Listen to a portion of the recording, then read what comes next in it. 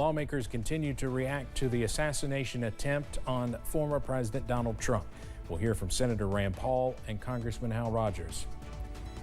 And as flood recovery efforts continue in eastern Kentucky nearly 2 years later, officials in one county are excited about a new housing development. Highs today were in the mid-90s once again, but there's a nice cool down on the 7-day. We'll talk about that in a few minutes. Dedicated to eastern and southern Kentucky, this is WYMT Mountain News at 6. Some lawmakers from Kentucky serving in the nation's capital say the attempted assassination of former President Trump is the result of a very heated campaign and possible holes in the Secret Service plan before the campaign event. A lot of discussion and action is expected in the wake of the shooting that killed a spectator at the event in Pennsylvania. WYMT's Phil Pendleton begins our coverage. Watching it on television live as it was happening. And was terrified. It looked like at the first blush that he had been hit severely. We were watching the speech and we were horrified by it. You know, I've been under gunfire myself. I was there at the ball field in 2017 when Steve Scalise was almost killed by gunfire. Both Senator Paul and Congressman Rogers say the shooting at Trump's rally happened in a campaign that has been defined by its rhetoric. And the rhetoric has become so hot that I'm afraid that maybe some of what I'll call weak-minded people might take the rhetoric literally. The fact that he's saying all of the time that somehow President Trump is a threat to democracy, as I said in my remarks, the Soviet Union was a threat to democracy. Hitler was a threat to democracy. But Paul and Rogers say they believe there needs to be a thorough investigation into the Secret Service and overall security plan. Yeah, I think it's time that we reviewed their preparation. And our Kentucky colleague, Jamie Comer, chairman of the Oversight Committee in the House, already is beginning to hold hearings. There was a letdown somewhere. Whoever was overall in charge of the operation should have never left that building. Paul says there needs to be consequences for the actions at the rally. In Pulaski County, Phil Pendleton, WYMT Mountain News. Congressman Rogers says the most glaring problem is reportedly ignoring there was a man with a rifle on top of the building where the shots were fired. Breathitt County hosted sitting President Joe Biden nearly 2 years ago when he and First Lady Dr. Jill Biden visited after the July 2022 flood.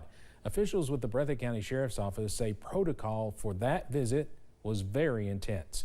They told WYMT on the phone that Secret Service scanned the area with helicopters for days leading up to the event. They scouted rooftops and other potential dangers and required a background check for all attendees. Jerica Noble says she encountered the Secret Service while working on flood cleanup near where the president spoke.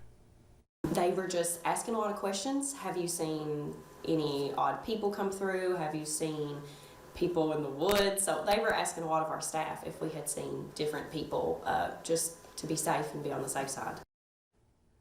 Noble says the whole setup looked safe and secure, but was overwhelming and unlike anything she has seen before. We'll have more about this tonight at 11. Some people are thinking more about security measures needed to be taken during a visit by a president or former president. WYMT's RJ Johnson shares how the city of Hazard prepared for President Bill Clinton 25 years ago. Presidential safety has been a big topic ever since President Donald Trump was shot at a rally in Pennsylvania last Saturday. For Minor Allen, it brings him back to July of 1999 when President Bill Clinton visited Jackson County and Hazard. You know, it's an intense thing. It's always a big honor when you have a presidential candidate or the actual president of the United States that comes into your area. Being captain of the Hazard Police Department at the time, he says preparation began immediately following the news that Clinton would be in town. You know, the uniform division of the Secret Service, when they came, they brought like 100 and some officers with them. We was able to start looking at some different areas and things like that and coordinating with other agencies as far as manpower that we could borrow or use during that time. Saying plans needed to be put in place for worst-case scenarios. We actually did walkthroughs of the surrounding area, checked all the windows and every building downtown, made sure that they was all secure.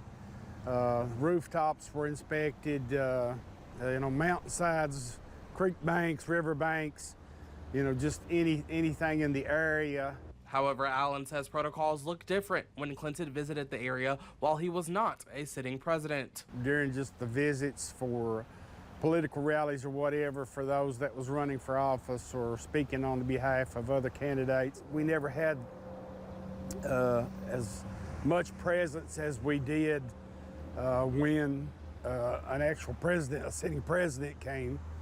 But it was still pretty intense, However, they were still able to ensure the safety of not only President Clinton, but folks in the area. It was a lot of pressure, and of course we tried to give 100%, and I think everybody did at that time. We was lucky and we was blessed that nothing happened. In Hazard, RJ Johnson, WYMT Mountain News. Allen says attention to detail was heavily enforced during the preparation all those years ago. Well, the man who shot at former President Donald Trump was only 20 years old, and investigators are still trying to figure out a motive. Tonight on Issues and Answers, I talked to 3 mental health professionals with Big Sandy Healthcare.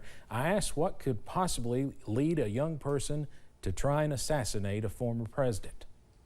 It's a lot of factors. It's not just, we need to do X, Y, and Z. We need to screen better, yes. We need to communicate. And we also need to let people know that they are not alone when they are in their pain, when they are in their struggle, when they are in whatever state they are in, whether that be psychosis, deep depression, or just really panic-inducing anxiety. They are not alone in that. You can learn more about mental health concerns, particularly among kids and adolescents, on Issues and Answers. That's tonight at 7, right after the CBS Evening News.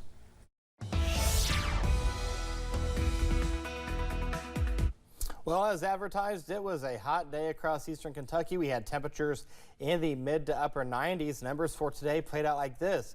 95 in Hazard as well as Jackson. Here's the deal about that 95. I'm kind of curious to see what the official is if this goes up another degree or two. 95 is the record today. That was set back in 1988, and we hit it again in 1995. So I'm kind of curious to see that number at the end of the day. 95 was the high in Moorhead, 95 Somerset, 89 Monticello, 93 in Williamsburg. All is quiet right now on live pinpoint Doppler radar. We had a stray shower across portions of Pike County earlier, but that has since dissolved. And right now we're seeing a mixture of sun and clouds out there with temperatures still in the 90s. 95 in Hazard, 93 Jackson, as well as Somerset, 94 in Monticello, 93 in Middlesboro, 84 in Clintwood, as well as Wise. And you take a look here at that feels like temperature at this hour, 111 in Monticello, 101 in Somerset, 100 in London, 98 in Manchester, 102 in Ashland. So if you have to be out over the next several hours, just make sure you stay hydrated. So when you wake up in the morning, we'll see temperatures in the upper 60s and low 70s. Now we will have one more day with temperatures in the 90s, and then a nice cool down will begin. I'll tell you how long that'll last in the First Alert forecast in a few minutes. Steve. All right, Eric, thanks. A Manchester man is facing charges after police found drugs on him during a traffic stop. The incident happened earlier today when deputies with Corbin PD pulled over 45-year-old Denny Taylor on traffic-related offenses. During a search of the vehicle, officers found a quantity of suspected meth as well as related paraphernalia. Taylor was taken to the Knox County Detention Center. A registered sex offender is facing several charges after running away from police in Corbin. 42-year-old Ricky Becker was riding a bike yesterday when police stopped him for traffic-related offenses. When police determined that he was intoxicated and armed with a knife, Becker took off down a steep bank and into a creek. He was later found hiding in a trash can. Police say Becker did not properly register as a sex offender when he moved to Corbin. A Pulaski County man is in jail after he reportedly stole a garden tiller at a home in Knox County. July 5th is when Knox County Sheriff's deputies responded to the complaint. Nearly a week later, police were searching the area close to where the reported theft occurred. That's when they found Robbie Renner of Braunston. Police arrested Renner after he tried to evade them on foot. He was taken to the Knox County Detention Center. State police are investigating a shooting in Estill County that killed a 14-year-old.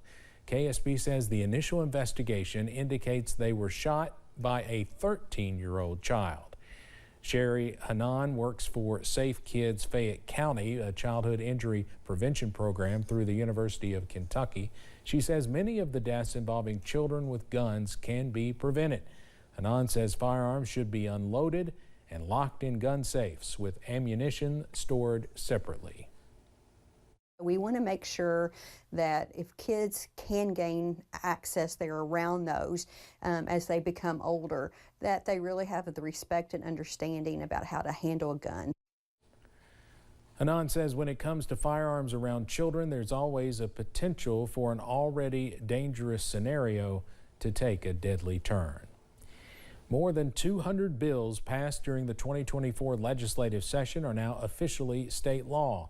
Here's just a few of them. Senate Bill 20 is about teens who are between 15 and 18 years old that are charged with violent offenses involving a gun. They will now be tried as adults. Cursive is now a requirement in elementary schools. Senate Bill 167 states teachers must ensure that students are proficient in cursive writing by the end of 5th grade. Floyd County officials are looking forward to the building of new homes and the development of New Hope. WYMT's Buddy Forbes has more about the steps toward disaster recovery housing. The New Hope Estate subdivision in Prestonsburg plans to bring more than 40 new homes to flood-impacted families. These homes at New Hope Estates are going to be right next to the Big Sandy Area Development District. So Director Ratliff, you're going to get some good new neighbors. The project is one of the state's efforts to rebuild outside of the flood-prone areas, creating a new development to bring people out of the valleys. It's important to us for us to maintain and keep these folks home. Officials are hosting a new disaster recovery housing intake event this week to find out who will be eligible for and interested in the new homes. Representatives from Fahey's disaster resilience team will be on site to provide more information about eligibility and the intake process. The event is only to fill new homes being built on Cliffside Road, but a future event is in the works to discuss those looking to repair or rebuild on their flooded properties. I would love to go into Wayland and Garrett and McDowell and those areas that were affected by the flooding and build homes in those communities. But we just don't have the property readily available. With no access to build-ready sites in those areas, Judge Executive Robbie Williams says this new development is all about helping people get back on their feet while keeping them close to home. It's going to be a little bit of a disruption, but what we're hoping is when we come out on the other side, a lot of these folks are going to have new homes and a new outlook. By building back better. In Floyd County, Buddy Forbes, WYMT Mountain News. The housing intake event is Thursday from 2 until 6 p.m. at the Floyd County Community Center. Flood survivors are asked to bring photos and other supporting documents to the event. All right, here's a look at your weather headlines for tonight. One more day of temperatures in the 90s. Thunderstorm chances will increase, and then we're going to be much cooler by a week's end. We'll talk about that in the First Alert forecast in a few minutes. Stay with us.